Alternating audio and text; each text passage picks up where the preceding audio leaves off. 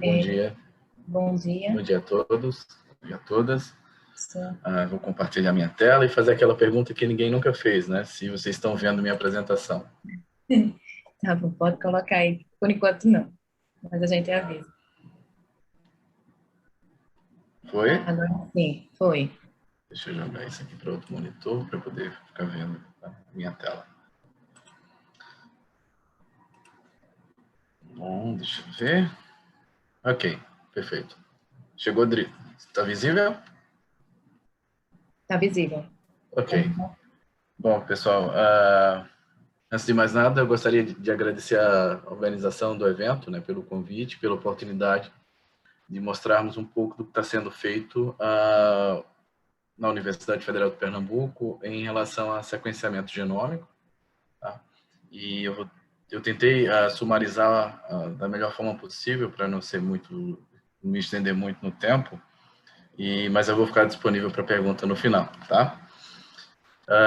Ok, então começo com a pergunta, que acho que é a pergunta que todo mundo tem se feito ultimamente, né?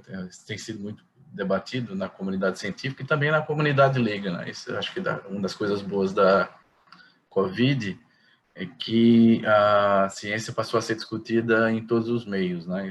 Então isso é uma coisa muito boa.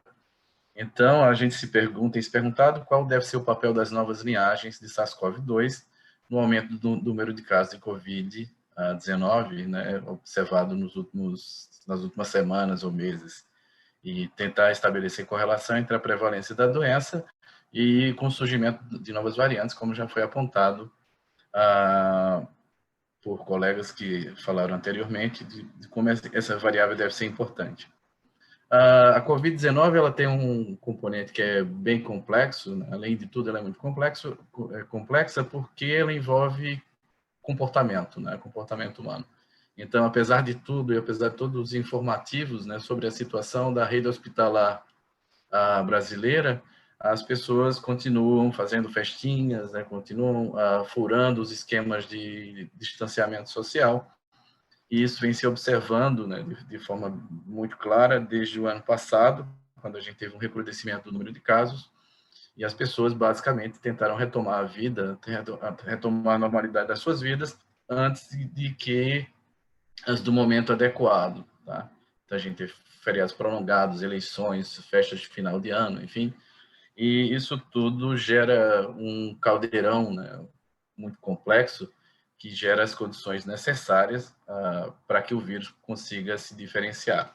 Então, tem dados básicos aqui que eu posso passar rapidamente por eles em relação à prevalência da doença no mundo. Então, o Brasil continua como um foco importante de atenção e preocupação da comunidade científica internacional em relação ao número de casos, né, importante aqui, de óbitos também, no Nordeste e particularmente em Pernambuco. Né? Então, a gente tem observado, isso aqui eu posso passar, depois eu posso voltar isso aqui se for necessário.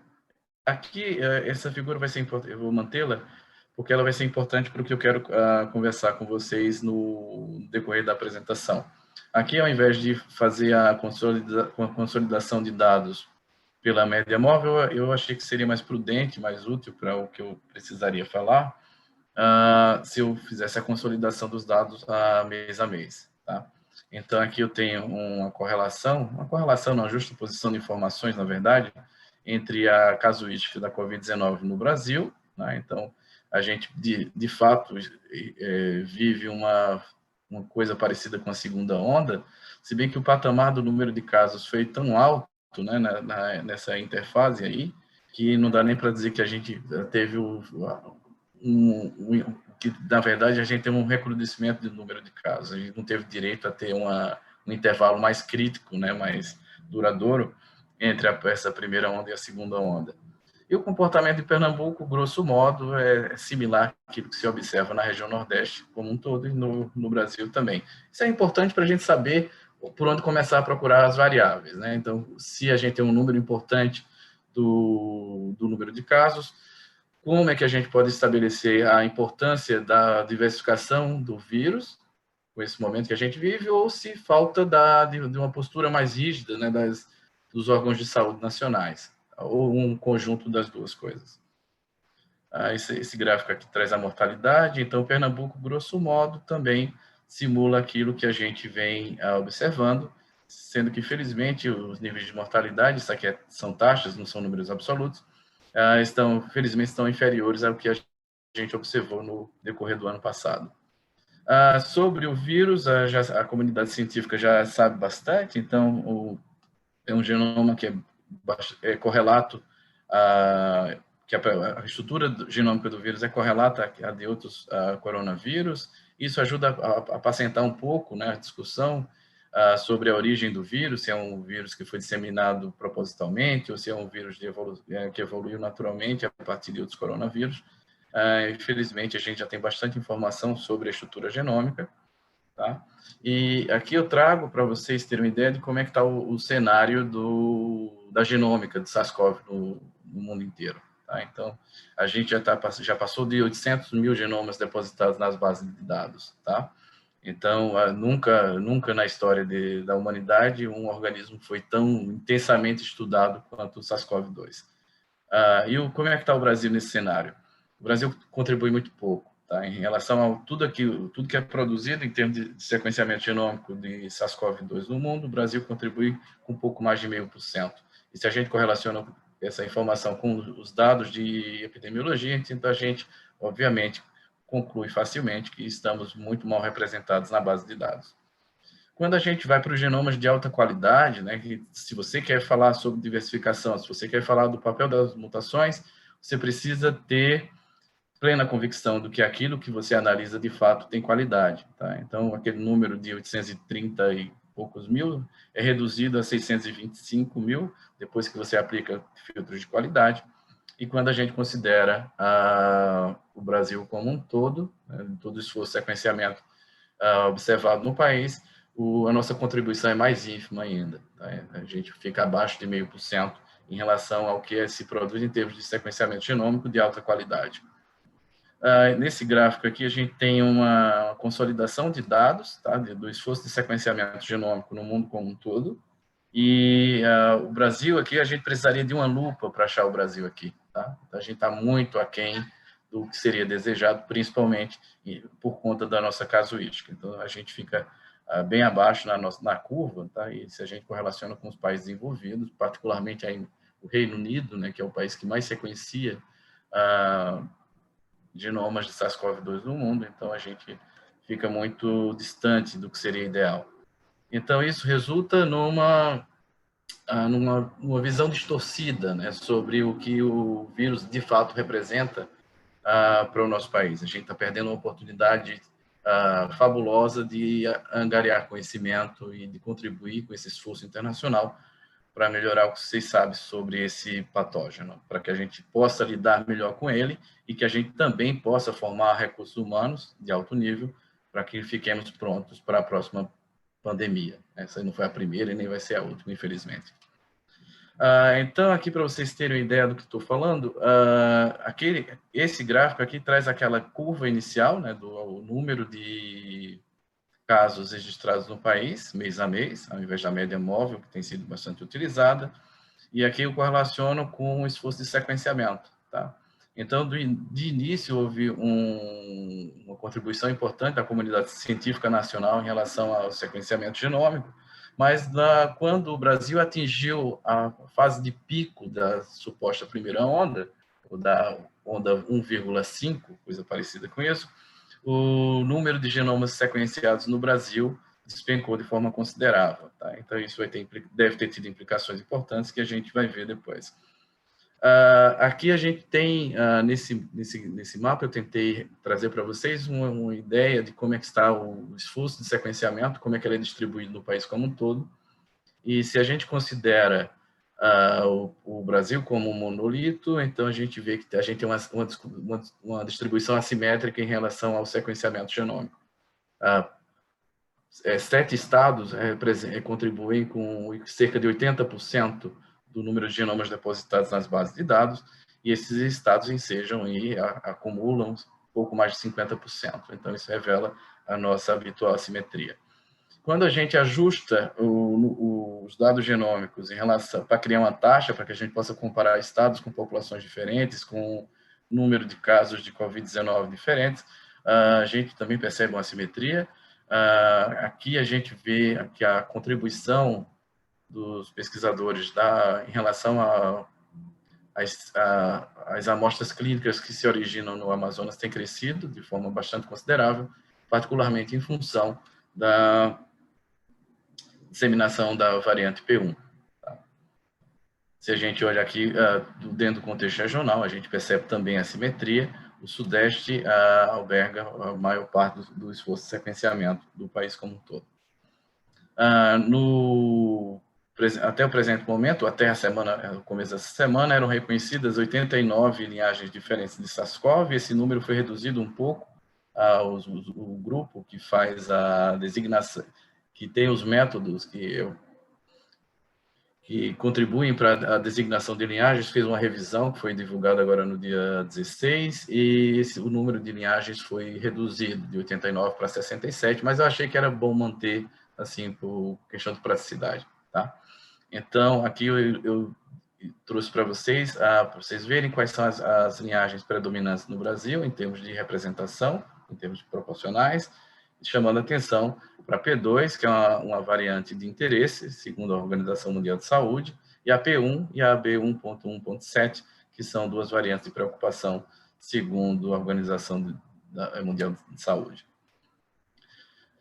Aqui nesse gráfico, eu tentei correlacionar aqui o tempo, tá? Então, a gente tem desde fevereiro do ano passado até o mês de março, né? Então, esse gráfico foi atualizado no comecinho dessa semana, para vocês terem uma ideia do que é que aconteceu em termos de diversidade genômica. Eu selecionei as cepas mais representativas, justapus aqui nesse gráfico, assumindo o tempo como variável, e fica fácil perceber o que é que acontece, né, em termos de diversidade genômica. A gente tem sempre o predomínio de determinadas linhagens. A gente observa a partir do mês de novembro, por exemplo, o surgimento e a disseminação rápida da P1, tá? E a P2 também, ela surgiu desde o início do ano passado, mas ela começou a chamar a atenção a partir do mês de dezembro, e o aspecto anedotal dessa situação é que as duas são derivadas dessa cepa, a B1.1.28. Tá? Então, o que a gente observa já é uma sucessão ecológica, digamos assim, onde linhagens com suposto maior poder de disseminação, com suposto poder de disseminação mais exacerbado, passam a predominar a casuística nacional. E se eu justaponho agora com a curva de casos, então dá para perceber que, de fato, a gente perdeu uma oportunidade muito grande, uma contribuição boa para a ciência mundial, quando deixamos de sequenciar genomas lá no pico da primeira onda da Covid-19 no nosso país. E em Pernambuco, de forma específica, tentei trazer um resumão do que a gente tem feito, né, junto com outros grupos.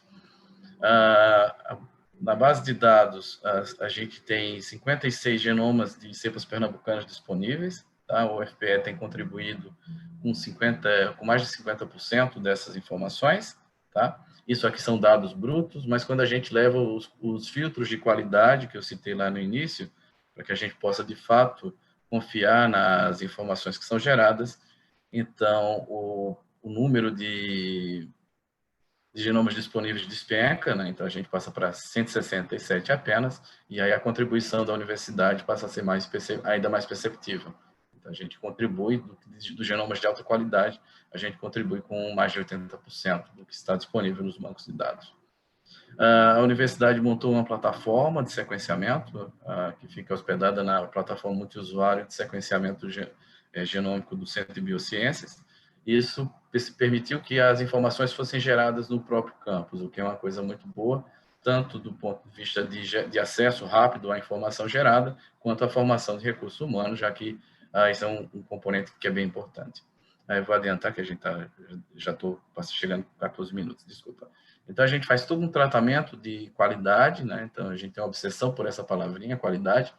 Então, a gente só deposita em bancos de dados aquilo que tem qualidade significativa, E esse estudo, como um todo, ele garantiu, graças à colaboração do NUPID, através das professoras Michele e Maíra, que nos dão suporte em tudo que a gente precisa para esse projeto, nos garantiu uma representatividade muito razoável em termos da casuística da Covid-19 no estado de Pernambuco. Então, a gente conseguiu mostrar, a gente teve acesso a amostras clínicas de pacientes oriundos de 43 municípios. Tá? Isso tem um impacto importante no que diz respeito à diversidade genômica que a gente detectou até agora.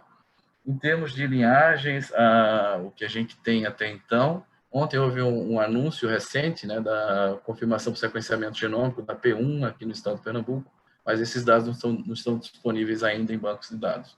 Então, esse é o cenário que é válido até quarta-feira, ou então até que o pessoal lá da Fiocruz deposite as sequências genômicas nos bancos de dados. Tá?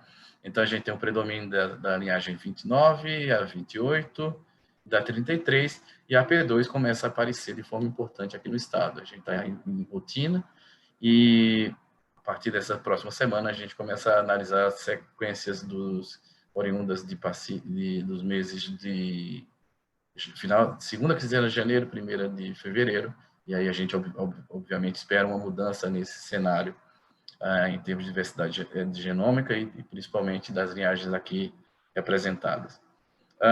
Então, a gente identificou nesse conjunto de dados aqui, gerados especificamente pela Universidade Federal de Pernambuco, um total de 506 mutações, e a gente analisa as mutações gene a gene, né, todos os elementos genômicos do SARS-CoV-2, a gente determina o número de mutações, mas para que a gente não seja... para que a gente não descuide do aspecto prático da informação, a gente normaliza a informação. Tá? O SARS-CoV-2 tem uma região importante, a OF1AB, que ela é enorme, né? Então ela representa em torno de 70% do genoma como um todo, e obviamente ela tende a acumular mais mutações. Mas quando a gente normaliza essa taxa para número de mutações por 1000 pares de base, então a gente vê que a OF3A e a proteína N, a professora Michele acho que já percebeu isso, né, tem uma tendência a acumular mutações com maior frequência, pelo menos no conjunto de dados que a gente tem analisado até agora. Então, isso aqui é um gráfico só para ilustrar o que eu acabei de falar, o dado bruto, tá? O número de mutações per si, e depois que a gente faz a normalização, então a gente consegue detectar a importância de se estudar outras regiões genômicas além daquela que é tradicionalmente utilizada como referência, que é o gene que codifica a proteína spike.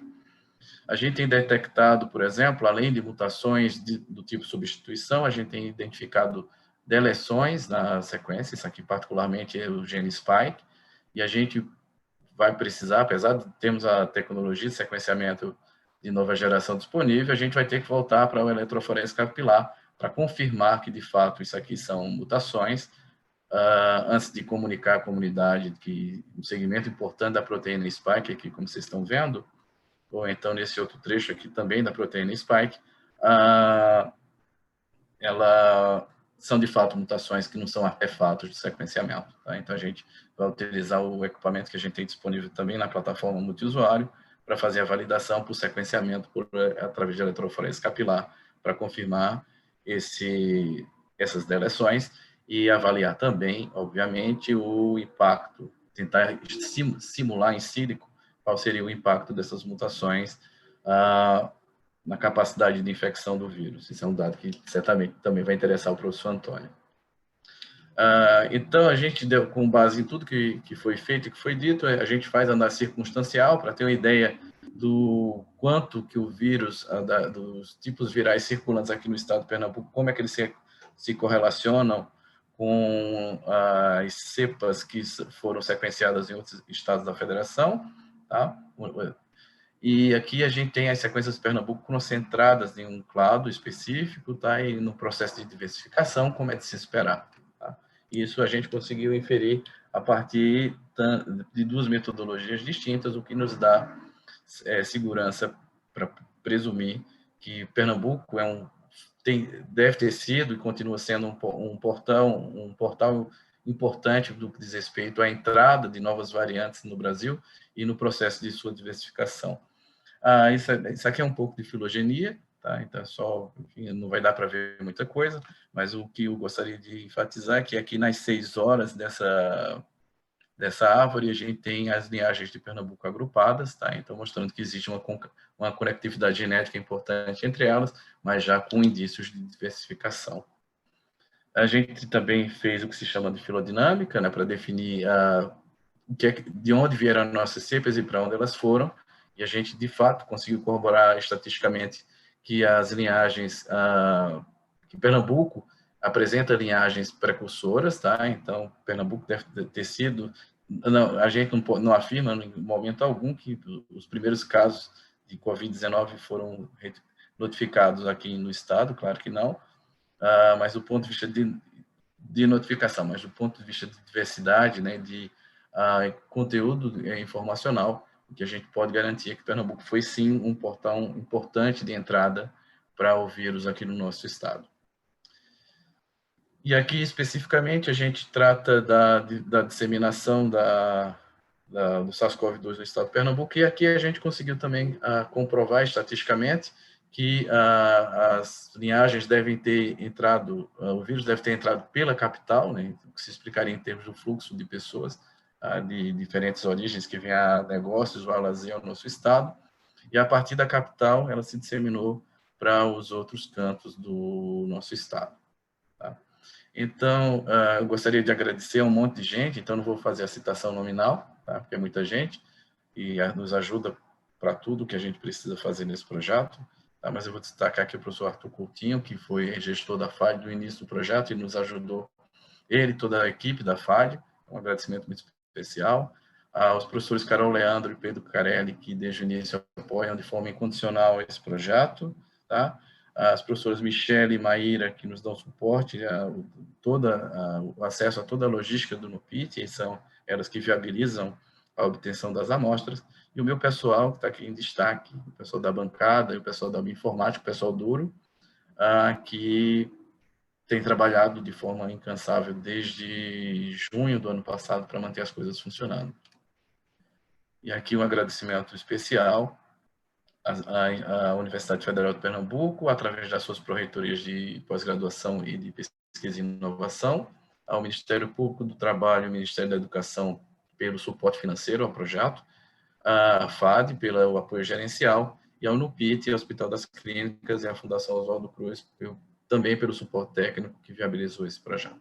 Ok, pessoal, estou à disposição se vocês tiverem alguma dúvida, fiquem à vontade. Muito obrigado. Muito obrigada, professor Valdir, né, pelo trabalho desenvolvido, né, e pela apresentação. E vamos ter um momento de discussão após, né, esse final do segundo módulo, e aí